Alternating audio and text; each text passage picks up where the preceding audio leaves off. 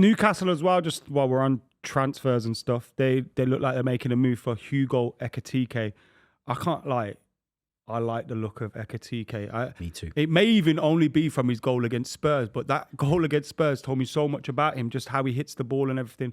He looks real good. Again, big money though. It is. It's massive money. And obviously that link has sparked lots of talk now about Alexander Isak as well. And Newcastle are going to go and spend this kind of money on a striker. David Ornstein's broke the news that Liverpool have made an approach to sign Alexander Isak from Newcastle. Liverpool say no formal bid yet made, and they're well aware that Newcastle's stance is that he's not for sale, but they've communicated their interest in the deal for 25-year-old Sweden international worth in the region of 120 million. But there are further updates from the likes of Fabrizio Romano and everyone else. Fabrizio's kind of suggesting that there's been an ultimatum made by Liverpool in that if Newcastle don't sell him Isak, their alternative backup is Ekitike, who Newcastle also won. There's also been talk that they're willing to spend more than they spent on Florian Wirtz as well for Alexander Isak. It's ready outstanding. to go big for him. Do you I get my gut feeling has always been Isak don't leave Newcastle for another English club, but if Isak starts to rock the boat a little bit, that move could easily happen this summer. Do you see it happening though? I could see a world it happens, because you're right about the Premier League thing. In a normal world, then he should be going to Real Madrid or Barcelona, but the money isn't there for those Spanish sides. Bayern Munich aren't really interested. Italian clubs can't afford that kind of money. So really, I know what you're saying, and Newcastle should be in their remit to not be selling to a Premier League rival, particularly how good Newcastle look next season. But actually, Liverpool are the only club that can really afford £120 million. And if Newcastle want to cash in, which they might have to for certain financial reasons. Obviously, on a sporting level, they don't want to sell their best player. Of course not. But they might be tempted. 125, 130 million pounds. It's a lot of money. Also, there's one way to... Newcastle fans kind of looked at them winning the League Cup last year as this could be the start of something. We could build from here. But then players that want to leave can kind of go, well, this is the perfect time for me to leave because I've helped you win a trophy and now I can leave with your blessing and stuff. I'm sure he wouldn't get the blessing of Newcastle fans to join Liverpool, but it is an interesting scenario that we're now facing for the rest of the summer. Scary. If Liverpool get Isak, is it over for the rest of the Premier League? If as long as he stays fit and there's no crazy bit of unluck with his injury record, and he has got a few niggles and stuff like that, but if they're unlucky, that's the only issue for me. I think Isak takes them to even the Premier League and the Champions League. And they could almost get all of the money for Isak by selling Luis Diaz. You sell Diaz, you sell Nunes, you sell Harvey Elliott. That's Isak. Jeez, man. If they get Alexander Isak, it's game over. But you just said Arsenal are going to win the title. Well, at the time I said that, 35 minutes. At the time I said that, Liverpool don't have Alexander Isak, do they? I said if they get Alexander Isak. Do you think they will get Isak? Honestly, no. I don't think. No, it's crazy. I don't think it goes to another English team. Yeah, I don't think Newcastle do it. I don't think that owners have to do it. The only thing though, as well, with PSR, Ekitike, like I did a lot of research on him earlier in the summer when Arsenal were quite strongly linked. A lot of statistical comparisons and all that. Whether you believe in that stuff or not, I don't know. But he seems very similar stylistically to Alexander Isak. Is there a space for both of them in that Newcastle team? What, so it's Ekitike down the middle with Isak off the left at the moment, with Gordon on the right? Is that what it... Because Harvey Barnes is in there. Alanga. They just signed Alanga for big money. Like, I know that Ekitike has played in a front two before. And I know that actually him and Isak, because they're both very intelligent players, could probably form some kind of combination play. But I just worry that he's quite similar to Alexander Isak. And the fact that Newcastle are willing to spend this kind of money, it makes me wonder what might happen with the Swede. He is young as well, so you could let Isak go next summer, for example. Like, he's so young, this kid, but instinctive finisher, great goal record. You can't let Isak might go now because he was great with Marmoush up top. Him and Marmoush were class. Yeah, it's a good shout. Yeah, it's a great shout. And Marmoush has obviously set the world light at Man City. Yeah. He's been outstanding. You think about Newcastle's attacking options now, though, as we've just mentioned. That's a real big step forward for them in terms of adding that depth and that quality. And they're going to need it because last time they were in the Champions League, unfortunately for them, they were hit by injuries.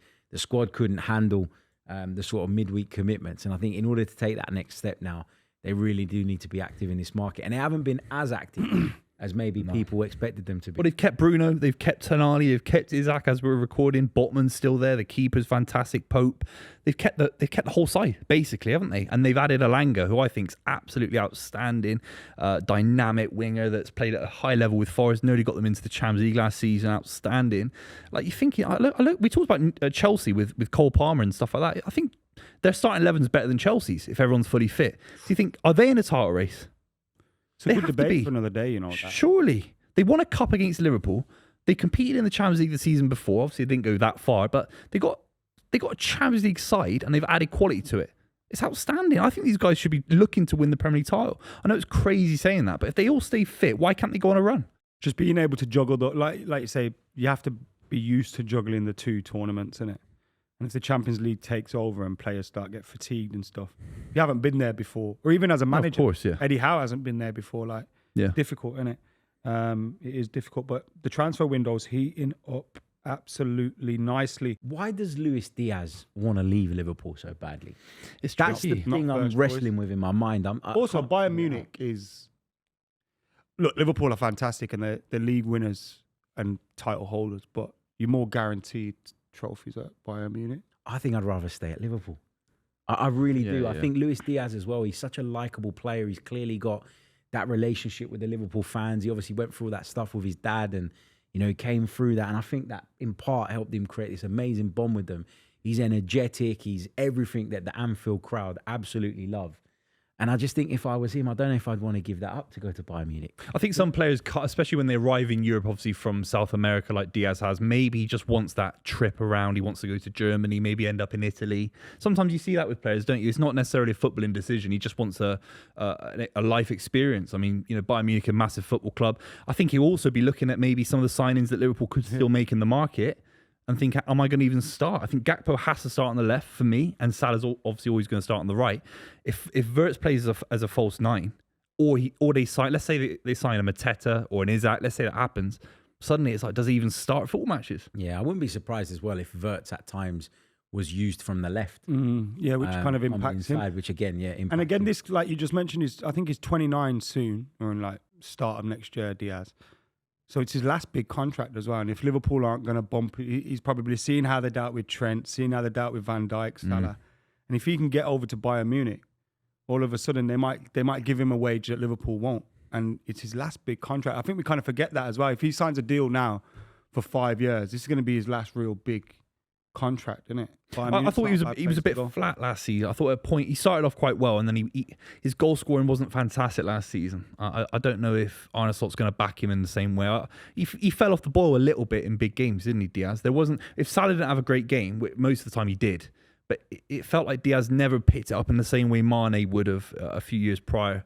So I think he might just be a touch flat there as well. I don't know if he's going to start games. But one of the things that we praised Liverpool for last season, particularly, was their strength in depth in those forward areas.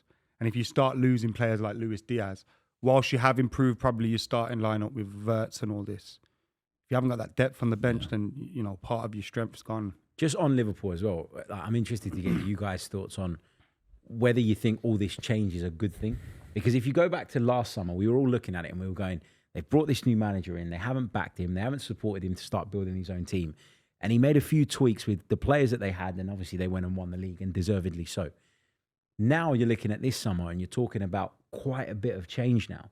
Is that right? Sometimes renewal is good, but sometimes change can be disruptive as well. So what's your kind of read on what all of this summer business? Well, I hope it backfires massively, obviously. But it's kind of just like we just don't know which way it's going to fall, really. You can obviously predict things and try and predict things. And I think Florian Wirtz is an amazing player, fantastic player, great numbers, nice on the eye, etc. But that's a really big money deal. Like that could have an impact on itself. Florian Wirtz, that might get in his head. We've seen players react differently to big fees. So it depends how kind of like these transfers adapt. Also, like the one that I was interested in was Frimpong, because a lot of the time, Man United were linked with him for like 4 years before. And one of the big reasons we didn't want him at that time, funnily enough, he'd probably suit our team now, is that he plays in a back three with two wing backs. Like, is he going to suit the Liverpool system with that four? Will they need to bring someone in to cover him? Is he going to be a winger? Like, what does that mean for like Jeremy Frimpong? So like, some of their signings they could easily backfire, but I agree with that. Yeah, and Florian Wirtz is £100 million.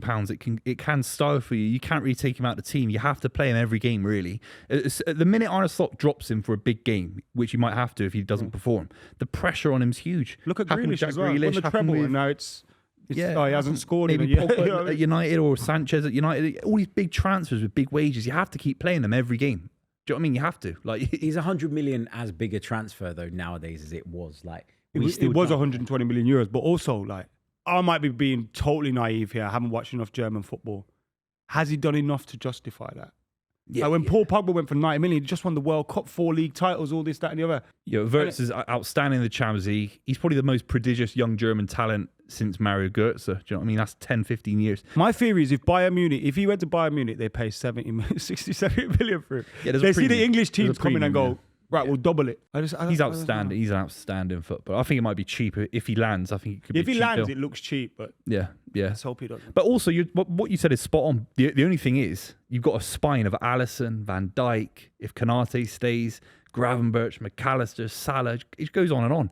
They've got an unbelievable, even someone like Conor Bradley, who I've seen in the preseason friendly against Preston look decent. So they've got a great spine of knowing how to win, don't they? So I think my judgment on Liverpool this season, over the first few weeks, I want to see that Van Dijk and Salah are still at the same level. And if they are, and Alisson as well, if those core players that you mentioned are at the same level, then there's no reason why Liverpool can't go on and replicate what they did last season. The question is those guys. It's more them than it is the new signings for me. Can they maintain it? If they can, they're in a great place.